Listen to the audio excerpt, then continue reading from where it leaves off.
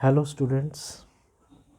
आज हम interference chapter का बहुत इम्पोर्टेंट टॉपिक डिस्कस करने वाले हैं, जिसका नाम है condition for constructive and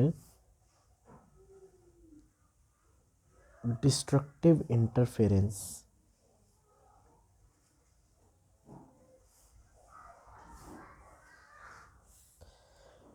so basically सबसे पहले हम सपोज कर लेते हैं कि जो हमारे पास दो स्लिट्स हैं, उन स्लिट से जो लाइट आ रही है, लाइट वेव आ रही है, उसका जो एम्पलीट्यूड है वो है A1 and A2। Let A1 A2 are amplitude of two light waves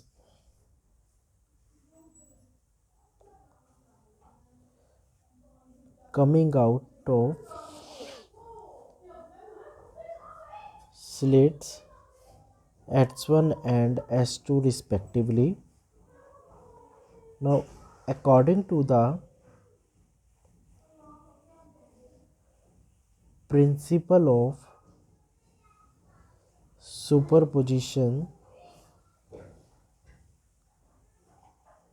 जो एम्पलीट्यूड होगा रिजल्टेंट वेव का, जब दोनों वेव सुपर इम्पोज करेंगे एक दूसरे पे, तो जो रिजल्टेंट का एम्पलीट्यूड होगा वो क्या होगा, दोनों इंडिविजुअल वेव्स के जो एम्पलीट्यूड है उसके वेक्टर सम के equal.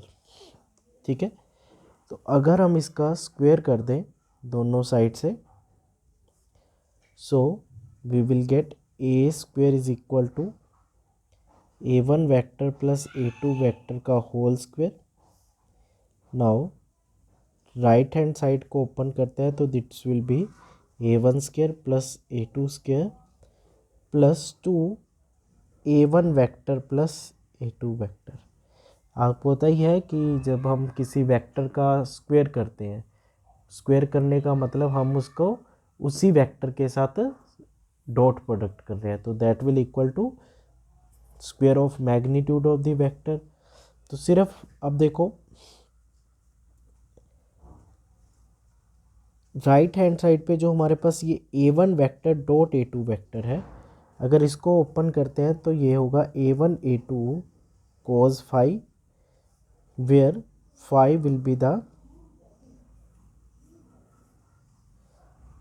phase difference between two light waves। ठीक है, जो स्लिट S1 S2 से जो लाइट वेव्स आ रही थी उनके बीच में जो फेज डिफरेंस है, that is phi. Now we know that intensity of जो वेव होती है वो क्या होती है, एम्पलीट्यूड के स्क्वायर के डायरेक्टली प्रोपोर्शनल है। ठीक है, प्रीवियसली हमने जब प्लस 11th क्लास में जब वेव पढ़ा था तो वहाँ पे इंटेंसिटी का एक्सप्रेशन हमने ड्राइव किया था 2πf² A² रो इंटू वी। तो फ्रॉम दैट रिलेशन अब हमें पता है कि यहाँ पे फ्रीक्वेंसी में कोई चेंज नहीं आ रहा, यहाँ पे डेंसिटी में कोई चेंज नहीं आ रहा, सिर्फ और सिर्फ एम्पलीट्यूड जो है एम्पलीट्यूड पे डिपेंड करती है intensity. So this equation can be written as I is equal to A1 square plus A2 square plus 2A1 A2 cos phi। ठीक है, this is the expression of intensity of resultant wave. Now अब हमें पता है कि अब A1 और A2 क्या है, amplitudes of light wave coming from slit S1 and S2। तो A1 स्क्वायर जो होगा वो I1 के डायरेक्टली प्रोपोर्शनल होगा, और वैसे A2 स्क्वायर जो होगा वो I2 के डायरेक्टली प्रोपोर्शनल होगा, वेयर I1 और I2 क्या हुए, ये हुए intensity of light wave coming out from slits S1 and S2। तो इसी एक्सप्रेशन को हम कंप्लीटली इंटेंसिटी की फॉर्म में लिखें तो this would be I is equal to I1 plus I2 plus 2, यहाँ पे A1 है। अब I1 directly proportional to A1 square है, तो A1 है तो यहाँ पे रूट I1 लिखेंगे into root I2 into cos 5. So this would be I is equal to I1 plus I2 plus 2 root I1 I2 cos 5. ठीक है, तो these are two expressions of intensity of resultant wave in the form of amplitude as well as intensities. Now from this expression of intensity we will find the conditions for constructive and destructive interference. Now let's start with condition for constructive interference.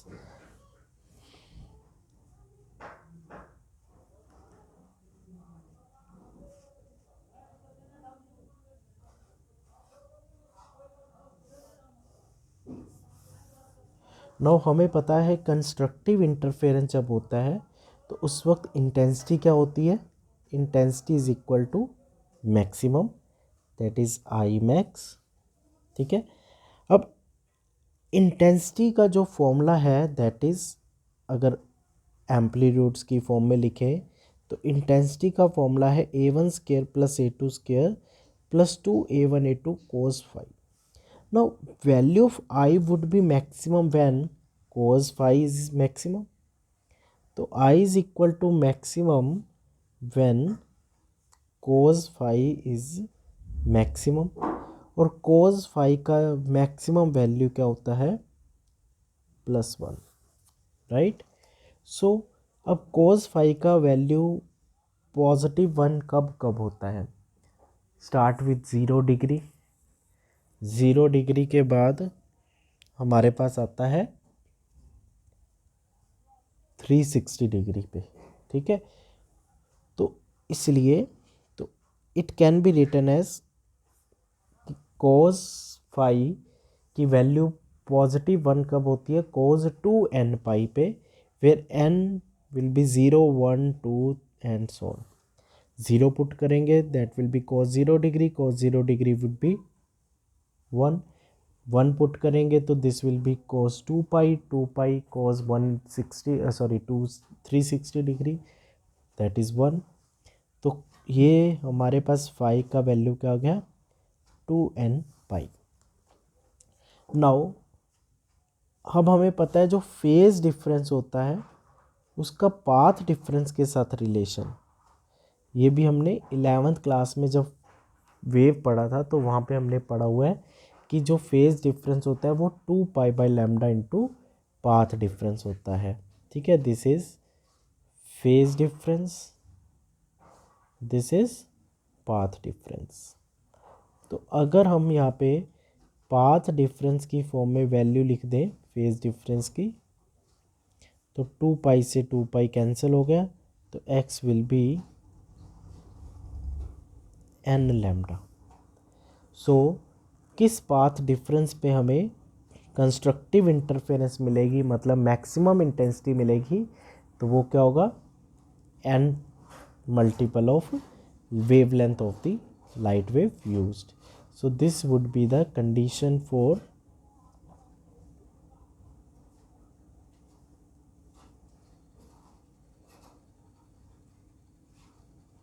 constructive interference.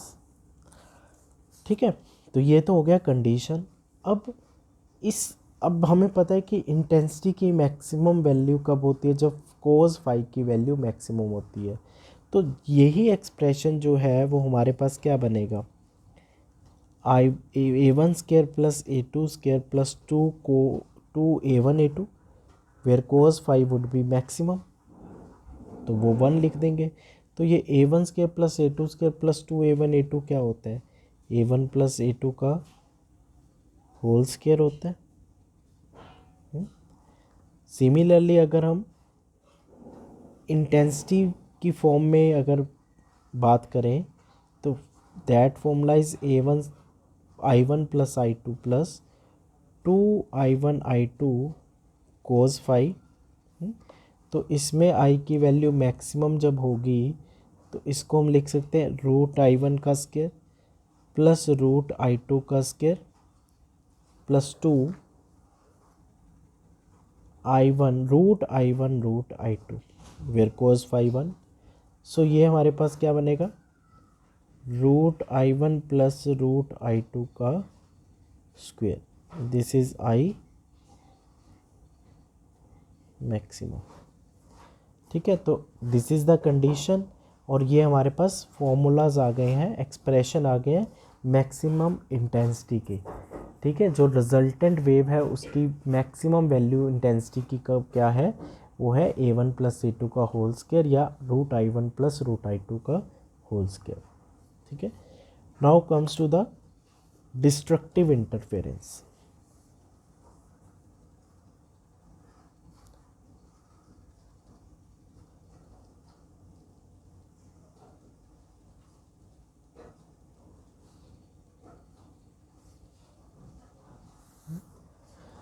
अब destructive interference का मतलब है intensity जो है वो minimum. अब intensity minimum कब होगी, जब कोस फाई की वैल्यू मिनिमम होगी।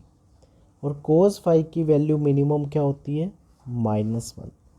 अब कोस फाई की वैल्यू -1 कब होती है, हाँ जी, एक तो सबसे पहली माइनस नेगेटिव वैल्यू हमें मिलती है 180 डिग्री पे। ठीक है, और दूसरी हमें वैल्यू कब मिलती है,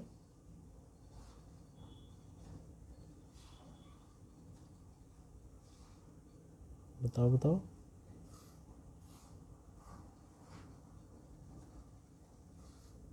3 पाई पे। ठीक है, एक पहली वैल्यू मिलती है पाई पे, दूसरी मिलेगी 3 पाई पे, फिर मिलेगी हमें 5 पाई पे। सो इसको हम लिख सकते हैं 2n-1 into pi, where n vary from 1 2 3 and so on. n की वैल्यू 1 पुट करेंगे यहाँ पे, तो ये 2 into 1 2 2 minus 1 1 1 into pi pi pi मतलब 180 डिग्री, कोस 180 डिग्री -1। फिर यहाँ पर 2 पुट करेंगे, 2 into 2 4 4 minus 1 3 3 into pi -1। So the phi जो है वो आ गया 2n-1 इंटू पाई। और अगर फेज डिफरेंस को हम पाथ डिफरेंस की फॉर्म में लिखते हैं, ठीक है, तो ये हमारे पास क्या हो गया 2n-1 λ/2। So this is the condition at which, ये हमारे पास पाथ डिफरेंस आ गया, जिस पाथ डिफरेंस पर हमें क्या मिलेगा डिस्ट्रक्टिव इंटरफेरेंस मिलेगी, मतलब minimum wavelength minimum intensity obtain होगी फ्रिंजेस की।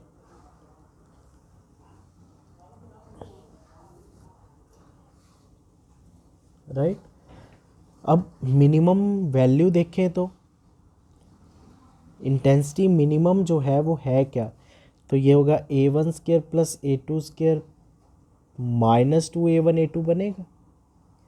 तो ये हमारे पास A1 माइनस A2 का होल स्क्वायर बना। तो मिनिमम इंटेंसिटी क्या है A1 माइनस A2 का होल स्क्वायर। और अगर इंटेंसिटी की फॉर्म में बात करें तो यही वैल्यू √I1 माइनस √I2 का होल स्क्वायर हो गया। ठीक है, तो ये दोनों फॉर्मूलाज इम्पोर्टेंट है।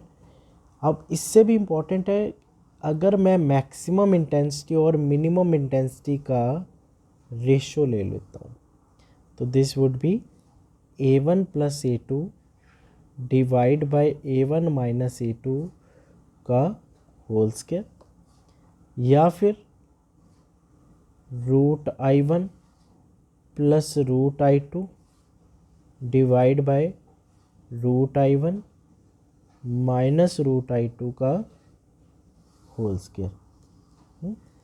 सो this is the important thing. तो ये हमारे पास फॉर्मूला बहुत काम आएगा न्यूमेरिकल्स के लिए। ठीक है, ये एक्सप्रेशन मैक्सिमम और मिनिमम इंटेंसिटी की रेशो। इसके अलावा अगर हम बात करें I1/I2 की, जो स्लिट से लाइट वेव निकल रही है उसकी इंटेंसिटी की जो रेशियो है वो एम्पलीट्यूड के स्क्वायर के रेशियो के इक्वल होगी, और दूसरा वो रेशियो इक्वल होगी W1/W2, where W1 and W2 क्या है, these are width of slits, जो slits हैं उनकी width। तो this is also important to remember for numerical purpose। ठीक है, अब मैक्सिमम और मिनिमम के जो फॉर्मूलाज हैं, अब उनमें एक और कंडीशन हम लगाते हैं।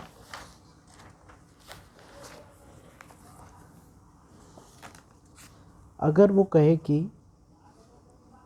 If A1 is equal to A2, इसका मतलब क्या है कि जो लाइट वेव्स आ रही हैं स्लिट से उन दोनों का एम्पलीट्यूड और इंटेंसिटी बराबर है, तो मैक्सिमम इंटेंसिटी वुड बी, अब A1 और A2 दोनों ही बराबर हैं तो A + A का स्क्वायर, तो दिस विल बी 4A²। तो ये मैक्सिमम वैल्यू होती है। मतलब इंटेंसिटी मैक्सिमम कब होगी ब्राइट फ्रिंज की, जब दोनों लाइट वेव की इंटेंसिटी बराबर होगी, और मिनिमम भी तभी होगी क्योंकि जब यहाँ पे A - A कर देंगे तो दिस वुड बी 0। तो मतलब जहाँ पे हम बोलते हैं ब्राइट फ्रिंज बन रही है वहाँ पे इंटेंसिटी मिनिमम है, सॉरी, जहाँ पे ब्राइट फ्रिंज बन रही है वहाँ पे इंटेंसिटी मैक्सिमम है, और जहाँ पे डार्क फ्रिंज बन रही है वहाँ पे इंटेंसिटी मिनिमम है। बट वो मैक्सिमम और मिनिमम जो है वो भी कब एक्सट्रीम पे होंगे, जब दोनों लाइट वेव के एम्पलीट्यूड्स बराबर होंगे, तब ब्राइट फ्रिंज की इंटेंसिटी मैक्सिमम होगी और डार्क फ्रिंज की इंटेंसिटी मिनिमम होगी। तो मतलब डार्क फ्रिंज और ब्राइट फ्रिंज उस वक्त क्या होंगी, परफेक्ट बनेंगी। Bright fringe will be perfectly bright और dark fringe will be perfectly dark. ठीक है, तो इसी के साथ हम एक न्यूमेरिकल डिस्कस करते हैं। आपको क्वेश्चन दे रखा है कि मैक्सिमम इंटेंसिटी और मिनिमम इंटेंसिटी का रेशियो 25/9 गिवन है। कहते हैं फाइंड I1/I2। ठीक है, तो क्या करेंगे, अब हमें पता है मैक्सिमम इंटेंसिटी और मिनिमम इंटेंसिटी का जो रेशियो होता है वो क्या होता है, √I1 + √I2 divide by √I1 - √I2।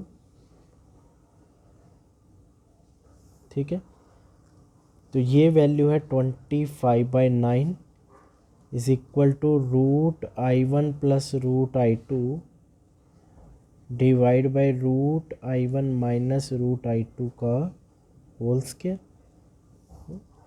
अब 25/9, 25 जो है वो 5 का स्क्वायर है, 3 जो है 9 जो है वो 3 का स्क्वायर है। ठीक है, तो क्या होगा, इजी हो गया अब ये।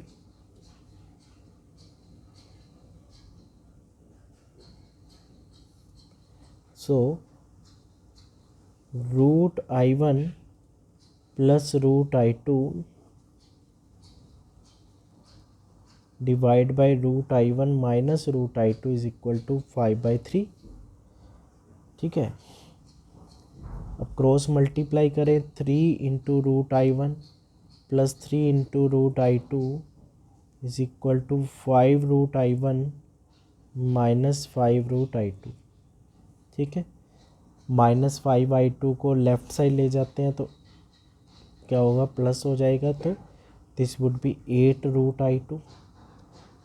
अब 3 √I1 को राइट साइड ले जाएंगे तो दिस वुड बी 3 √I1। तो √I1 divide by √I2 will be 8/2, that is 4:1। तो I1/I2 का जो वैल्यू होगा वो क्या आएगा, 16:1। ठीक है। √i1/√i2 4/1 है, तो दोनों तरफ स्केयर कर देंगे तो i1/i2 वुड बी 16:1।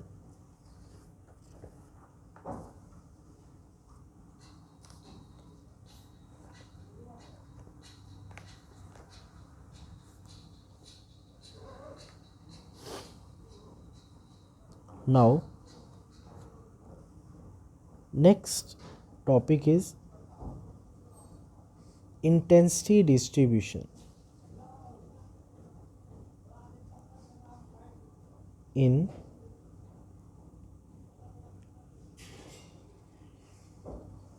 इंटरफेरेंस।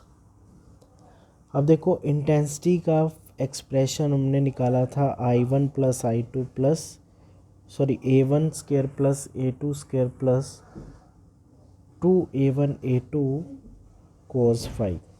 ठीक है।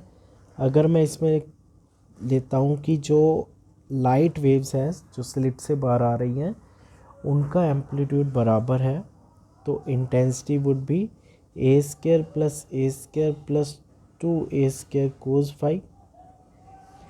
So this will be 2a² plus 2a² cos phi। 2a² common आ गया, अंदर 1 + cos phi। Now what is 1 + cos phi?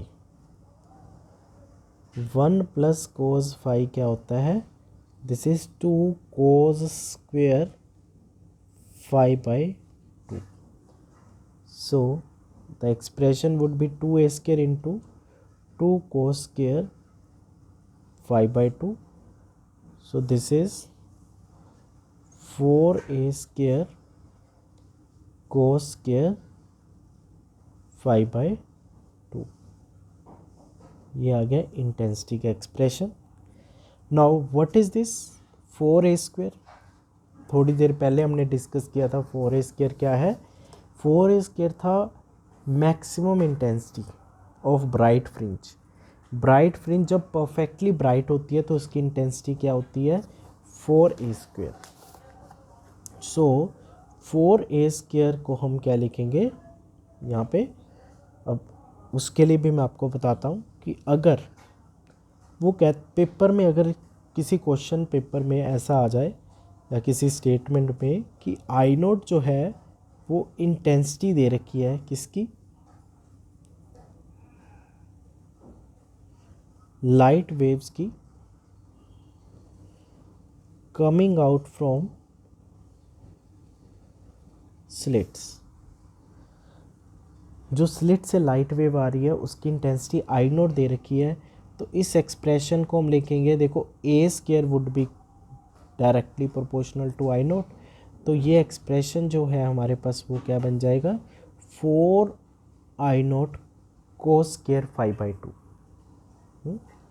But अगर वो ये कहता है कि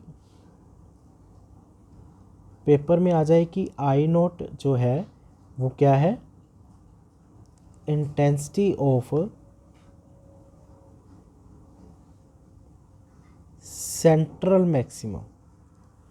अब सेंट्रल मैक्सिमम पे हमेशा आपको सेंटर पे हमेशा ब्राइट फ्रिंज बनती है, और वो सेंट्रल मैक्सिमम जो होता है, अब वो इंटेंसिटी जो सेंट्रल मैक्सिमम की इंटेंसिटी होती है 4a² के बराबर।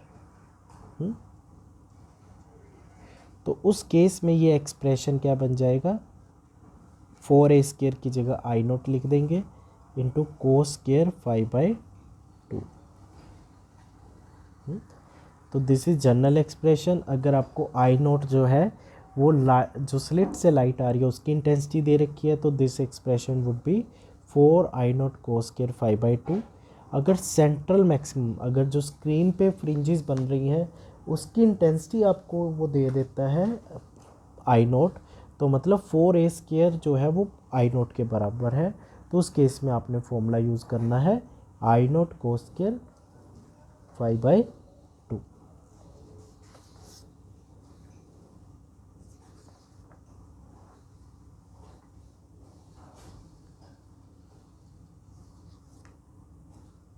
ठीक है।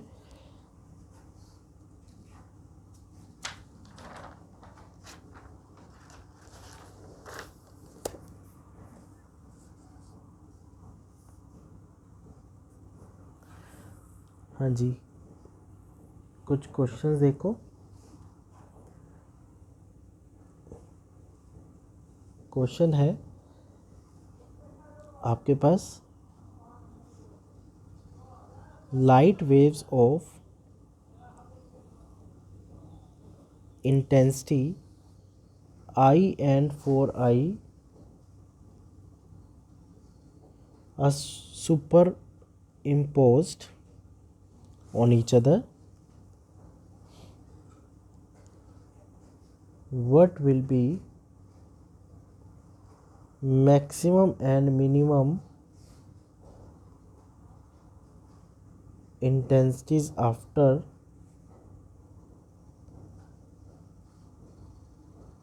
superimposed? ठीक है, सुपर इम्पोजिशन के बाद मैक्सिमम और मिनिमम इंटेंसिटी की वैल्यू क्या होगी। तो देखो, अब आपको पता है मैक्सिमम इंटेंसिटी का फॉर्मूला होता है √I1 प्लस √I2 का स्क्वायर। I1 की जगह हम लिखेंगे I, और I2 हमें क्या दे रखा है 4I। So this will be the I square will be I, 4I √4I का square 4I plus 2 into √I into √4I, this will B √4I square. So I plus 4I 5I plus 2 into 4I square का square root है तो this would B 2I, तो answer will be 9I। तो maximum intensity हमारे पास क्या आ गई 9I के बराबर। Now what will be the minimum intensity. Minimum intensity का एक्सप्रेशन होता है √I1 माइनस √I2 का whole square. So this will be √I minus √4I का होल स्क्वायर। तो इस होल स्क्वायर को सॉल्व करते हैं तो this will be I plus 4I minus minus 2 √4I square. So this will B 4I minus 2 into 2I। So 5I minus 4I will be the value I। तो minimum intensity जो है वो हमारे पास आ गई I, मैक्सिमम इंटेंसिटी क्या आई 9I।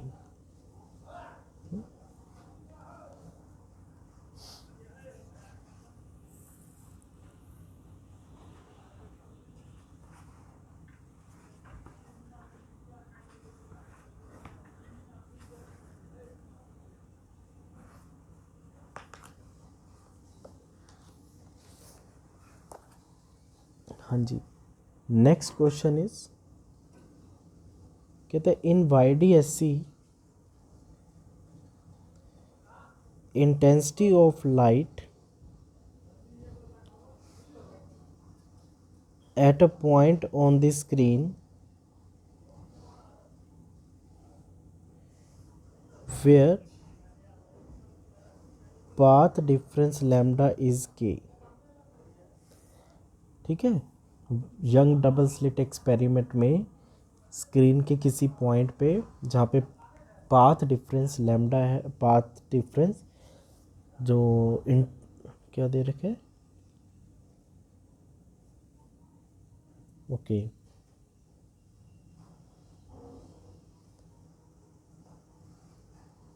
कहते हैं find the intensities at point where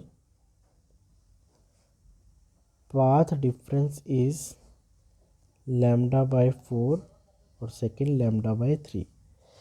कहता है पाथ डिफरेंस का वैल्यू किसी स्क्रीन के किसी पॉइंट पे k है, सॉरी लैम्डा है, उस वक्त इंटेंसिटी हमारे पास आ रही है k। तो कहते हैं जब पाथ डिफरेंस लैम्डा बाई 4 और लैम्डा बाई 3 है तब इंटेंसिटी क्या होगी। तो सॉल्यूशन में जो हमें गिवन है वो क्या गिवन है कि when x is equal to lambda so I is equal to k। ठीक है, तो it means phi is equal to 2 pi by lambda into x. Path difference की फॉर्म में लिख दें, एक्स की वैल्यू लैम्डा पुट कर दें, तो फाई आपके पास हो गया 2 पाई। अब हमें फेज डिफरेंस पता है, फेज डिफरेंस पता है तो हम किसी भी पॉइंट पे इंटेंसिटी निकाल सकते हैं using the basic expression I is equal to 4I0 cos square 5/2। तो फाई का वैल्यू यहाँ पुट करते हैं, अगर 2 पाई तो उस वक्त इंटेंसिटी हमें के दे रखी है क्वेश्चन में, क्योंकि जब हमने देखा पाथ डिफरेंस लैम्डा है तो उस वक्त फेज डिफरेंस 2 पाई आ रहा है, तो मतलब उस वक्त इंटेंसिटी के है। नाउ व्हाट इज कोस पाई, -1 को ऊपर स्केयर है, -1 का स्केयर पॉजिटिव हो गया, तो के का वैल्यू जो आ गया वो हमारे पास 4I0 के इक्वल आ गया। ठीक है। नाउ अब ए पार्ट की बात करते हैं, जब पाथ डिफरेंस λ/2 है 4 है तब इंटेंसिटी क्या होगी। तो सबसे पहले वही करना है, जब x की वैल्यू λ/4 है तो फाई वुड बी 2 पाई/λ इंटू एक्स, तो फाई की वैल्यू होगी 2 पाई/λ इंटू λ/4, तो ये हो गया पाई/2। फेज डिफरेंस आ गया 90 डिग्री। और ये फाई की वैल्यू आप इस जनरल फॉर्मूला में पुट करोगे,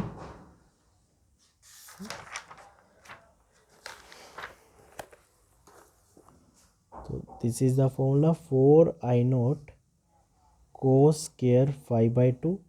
अब हमें पता है 4I0 तो के है इंटू कोस, फाई की वैल्यू पाई/2 डिवाइड बाई 2 इसका स्क्वायर,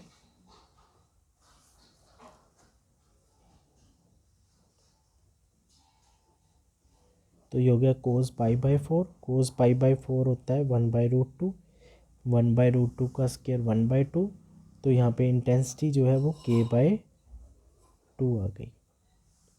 ठीक है। और जो बी पार्ट है उसमें पाथ डिफरेंस दे रखा है λ/3, तो उस वक्त फेज डिफरेंस होगा 2 पाई/λ इंटू एक्स, दैट इज़ 2 पाई/λ इंटू λ/3, तो फेज डिफरेंस जो है वो हमारे पास आ गया 2 पाई/3। इस फॉर्मूला को हम यूज़ करेंगे, I is equal to 4I0 cos square 5/2 में, 4I0 के है, ये हो गया 2 कोस 2 पाई/3 डिवाइड बाई 2 का स्केयर, 2 से 2 कैंसिल हो गया, व्हाट इज पाई/3,